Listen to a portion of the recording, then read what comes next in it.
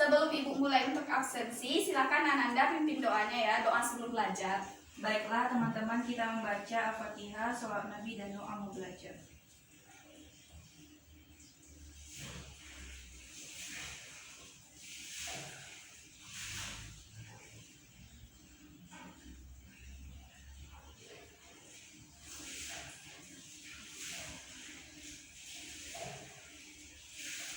Amin ya rabbal alamin. Alhamdulillahirrahmanirrahim. Ibu absensi ya. Siapa yang nggak hadir atau hadir semua hari ini? Ada yang tidak hadir, Bu. Siapa yang nggak hadir nih ya? Reski Mabeni Putra, Bu. Oh, kemana Rizky? Katanya tadi sakit, Bu. Berarti nanti lain kali kalau sakit tetap kirim surat ya. Untuk kali ini Ibu maafkan. Oke. Ananda tahu apa judul kita hari ini? Nikmatnya sholat, indahnya hidup. Ya, betul sekali. Judul kita hari ini adalah tentang nikmatnya sholat, indahnya hidup. Sekedar motivasi untuk Ananda semua, sholat merupakan tiang agama, dasar dari agama itu sendiri atau fondasinya. Jadi, kalau seandainya tidak melaksanakan sholat, berarti kita menjadi salah satu penyebab runtuhnya agama itu sendiri. Ibu punya video untuk Ananda semua. Silakan disaksikan.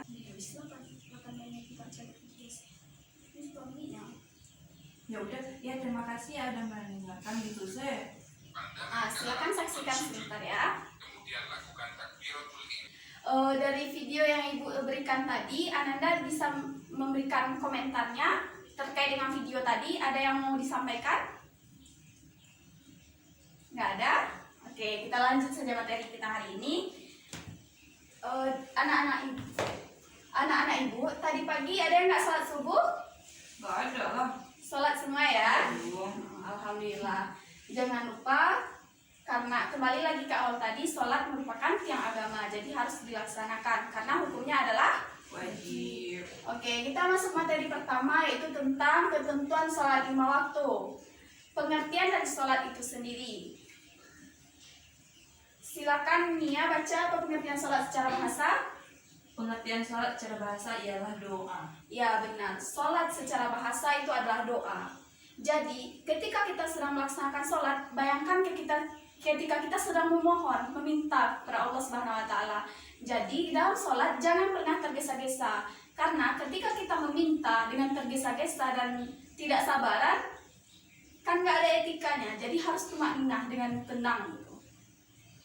Selanjutnya, sholat secara istilah adalah ibadah yang terdiri dari perkataan tertentu dan perbuatan tertentu,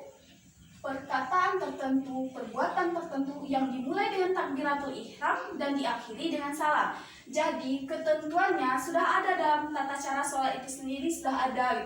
Tidak asal-asalan. Sholat adalah doa. Jadi main asal berdoa aja dalam sholat, tidak, tapi sudah diatur.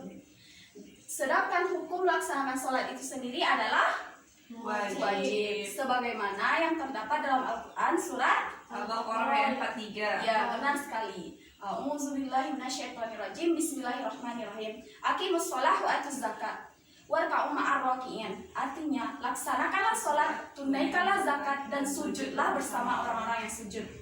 Jadi di sini jelas bahwa hukum dari melaksanakan sholat itu sendiri adalah wajib. Selanjutnya kita akan masuk kepada syarat sholat.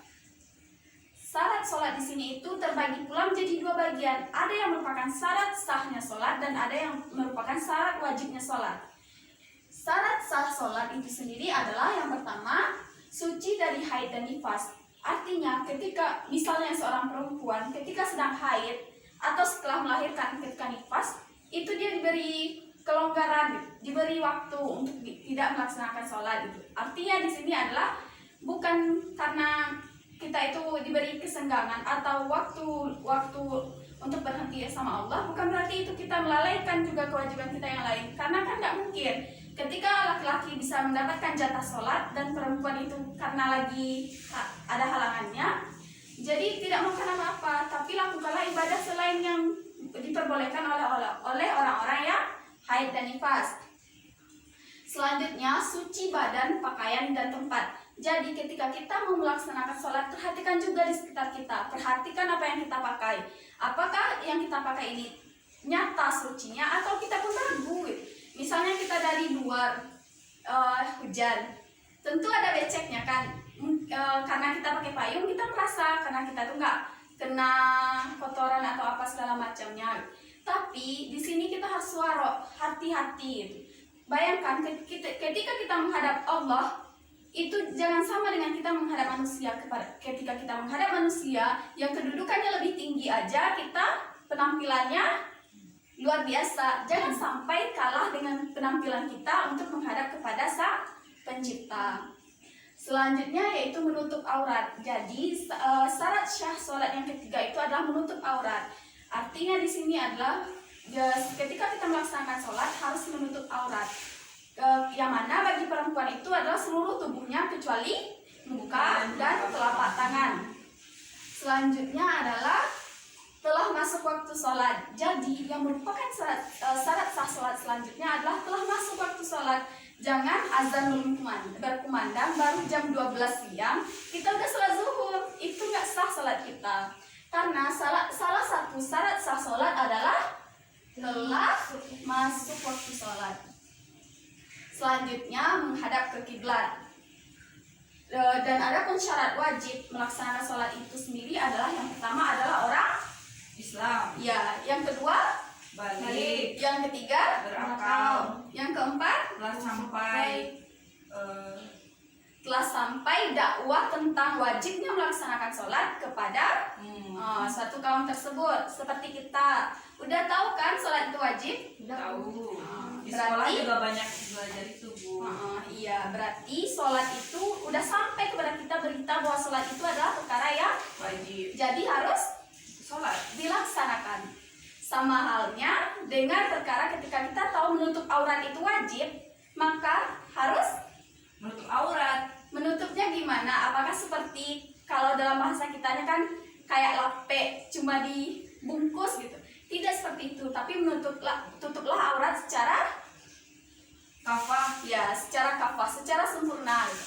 Jangan sampai nanti alhamdulillah bajunya udah menutup aurat, tapi ternyata kerudungnya dibikin melihat dada atau dibikin punuk onta di belakang. Jangan seperti itu. Selanjutnya yang terakhir itu adalah Terjaga. artinya di sini ada beberapa orang yang bebas dari hukum melaksanakan sholat seperti Orang yang tidak berakal. ya, orang yang tidak berakal sampai ia berakal. Yang kedua Orang yang lupa. baiklah, yang kedua itu adalah orang yang gila sampai ia kembali sehat. Yang ketiga adalah orang yang tidur sampai ia Bangun. terjaga, bangun atau terjaga kan. Selanjutnya tentang rukun sholat. Pertama, rukun sholat adalah niat. Siapa yang bisa membacakan niat sholat? Kalau nggak ada yang nunjuk tangan, ibu tunjuk ya. Nia, silakan baca niat sholatnya. Usolli. Lupa, Bu. Masya Allah. Jadi kalau biasanya Nia sholat pakai bahasa Arab atau bahasa Indonesia? Biasanya tak dilatih. Berarti pakai perbedaan khilafiyah ya. Sekarang kita pakai dulu yang mazhab Syafi'i untuk materi kali ini. Jadi di sini niat dalam sholat itu adalah usolli. Misalnya kita sholat subuh nih, usolli fardu subuhi rakaataini mustaqbilal qiblati adaan lillahi ta'ala. Itu ketika kita bertindak sebagai sholat seorang diri. Kalau seandainya jadi makmum, tinggal diganti kata adaan menjadi makmuman. Sedangkan ketika kita menjadi imam, tinggal diganti menjadi imaman. Setelah niat apa lagi? Takbiratul ihram. Ya, takbiratul ihram. Yang ketiga, Al-Fatihah. berdiri bagi yang mampu. Yang keempat, Al-Fatihah. ya. Yang kelima, ruku. Ya, ruku. Yang keenam, Tidak. yang ketujuh, Sujud. sujud. Yang kedelapan, duduk antara dua sujud. Yang sembilan, Tasyahud awal. ya. Yang 10, Akhir. ya, tasyahud akhir. 11, Salam. 12, Tertib. ya, benar. Tapi ada juga yang menyatakan bahwa setelah kita melaksanakan dalam misal ketika kita dalam tasyahud akhir, itu kita juga membaca sholawat Nabi. Jadi ada yang memasukkannya ke dalam rukun setelah tasyahud akhir. Selanjutnya yaitu kita masuk kepada pertanyaan. Ibu mau bertanya, siapa yang hafal bacaan ketika sujud? Saya mau. Nah, silakan Anel. Subhanaka Allahumma rabbana wa bihamdika Allahumma firli. Ya, benar sekali.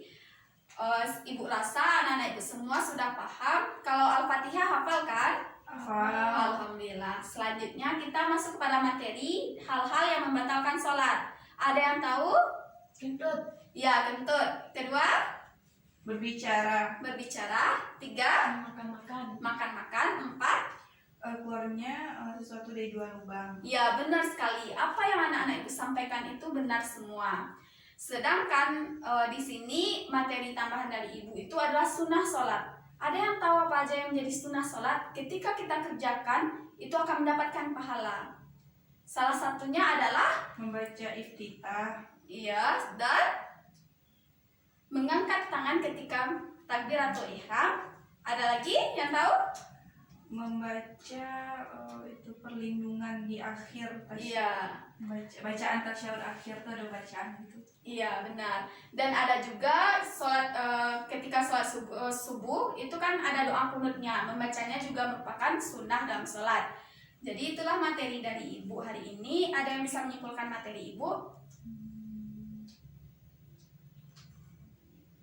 Kalau tidak ada yang nunjuk, ibu yang nunjuk.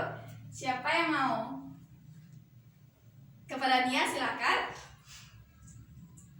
Ayo maju ke depan. Baiklah, karena tadi kita belajar tentang nikmatnya sholat, indahnya hidup, maka di situ kita dapat memperoleh ilmu bahwasanya sholat itu ialah tiang agama. Dan juga dalam Al-Quran itu dikatakan bahwasanya sholat itu akan mencegah dari perbuatan keji dan mungkar. Maka dikala kita sholat, maka kita akan memperoleh nikmatnya sholat dan indahnya hidup tersebut. Ya, benar sekali. Berikan aplaus untuk temannya. Baiklah, untuk mengakhiri pembelajaran kita hari ini, kita baca Alhamdulillahirrabbilalamin. Subhanaka wa bihamdika asyhadu an la ilaha illa anta astaghfiruka wa atubu ilaik. Alhamdulillahirrabbilalamin. Jadi, apa materi kita hari ini? Ibu harap anak-anak ibu semua bisa mengamalkannya dalam kehidupan sehari-hari ya. Selanjutnya, Assalamualaikum warahmatullahi wabarakatuh. Waalaikumsalam warahmatullahi wabarakatuh.